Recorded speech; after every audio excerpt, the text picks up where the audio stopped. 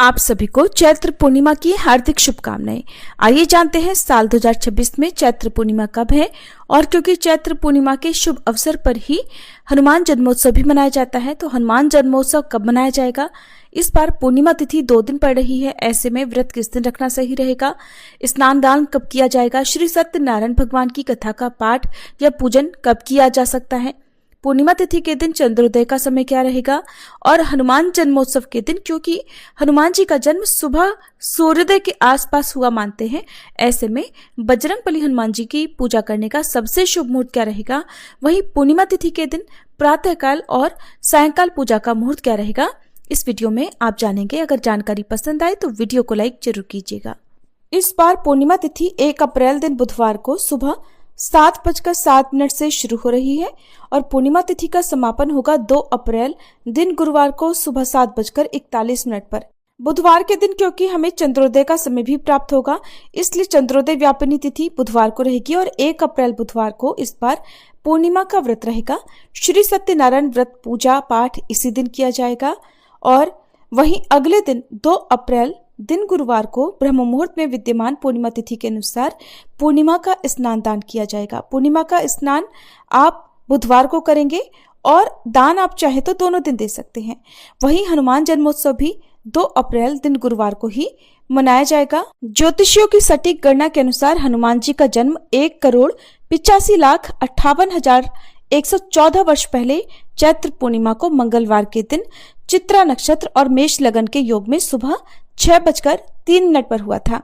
महर्षि वाल्मीकि द्वारा रचित रामायण के अनुसार कार्तिक मास के कृष्ण पक्ष की चतुर्दशी तिथि यानी छोटी दीपावली मंगलवार के दिन हनुमान जी का जन्म हुआ मानते हैं। तो ऐसे में हनुमान जन्मोत्सव वर्ष में 2 बार मनाया जाता है।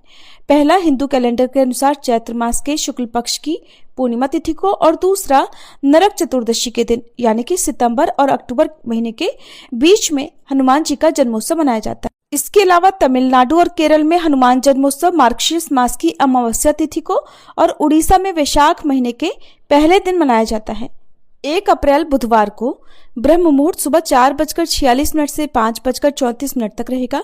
सूर्योदय होगा सुबह 6:23 पर, सूर्यास्त होगा शाम 6:38 पर, अमृत काल सुबह 8:47 से 10:27 तक रहेगा। राहु काल दोपहर 12 बजे से 1:30 बजे तक रहेगा। इस दिन भद्रा भी लग रही है। भद्रा काल सुबह 7:06 से शाम 7:20 तक रहेगा और भद्रा का वास पाताल लोक में होगा। 1 अप्रैल बुधवार को चंद्रोदय होगा शाम 6:10 पर। इस समय के बाद से ही चंद्र देवता को अर्घ्य देकर व्रत का पारण किया जाएगा। पूर्णिमा की प्रातःकाल पूजा का सबसे शुभ मुहूर्त रहेगा सुबह 5:02 से 6:11 तक। हालांकि इसके बाद भी आप पूजा कर सकते हैं।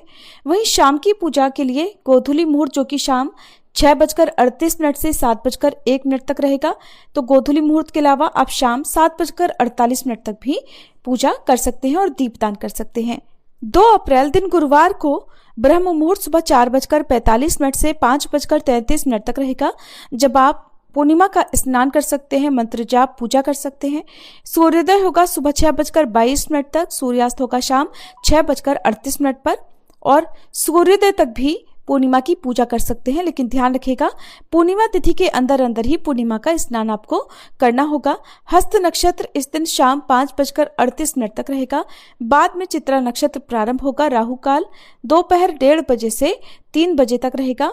और पूर्णिमा के दिन हनुमान जी की पूजा करने का सबसे शुभ मुहूर्त रहने वाला है सुबह 5:01 से लेकर 6:10 तक। तो आप बजरंगबली हनुमान जी की पूजा सच्चे मन से करें। श्री विष्णु भगवान, भगवान कृष्ण, माँ लक्ष्मी जी की पूजा करें। अपने आराध्य देवी देवताओं का पूजन करें और हनुमान जी के निमित्त इस दिन बजरंगबली हनुमान जी को लड्डू पेड़े आदि का भोग लगाएं, तुलसी पत्र रखकर भोग लगाएं, आसपास के हनुमान जी के मंदिर में चोला चढ़ाएं और हनुमान जी को सिंदूर अर्पित करें। चमेली के तेल का दीपक जलाएं। निर्धन असहाय व्यक्तियों को इस दिन कुछ न कुछ दान की सामग्री अपनी सामर्थ्य के अनुसार अवश्य दें। और क्योंकि इस बार 2 अप्रैल दिन गुरुवार से ही वैशाख स्नान भी प्रारंभ होगा, जो लोग वैशाख महीने के नियमों का पालन करना चाहते हो उन्हें 2 अप्रैल दिन गुरुवार से ही नियमों का पालन प्रारंभ करना चाहिए।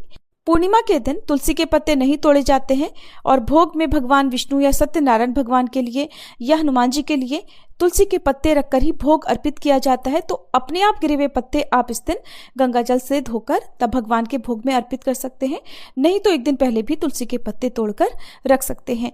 और तुलसी जी तथा पीपल के पेड़ की पूजा के अलावा अन्य जो भी पवित्र वृक्ष हमारे धार्मिक ग्रंथों में बताए गए हैं उनमें आप दीपदान कर सकते हैं, उनमें जल अर्पित करके पूर्णिमा का पुण्य लाभ प्राप्त कर सकते हैं। भूल कर भी तामसिक चीजों का सेवन ना करें, नाखून बाल इत्यादि इस दिन ना काटें। सफेद रंग की वस्तुओं का अधिक से अधिक दान आप दे सकते हैं।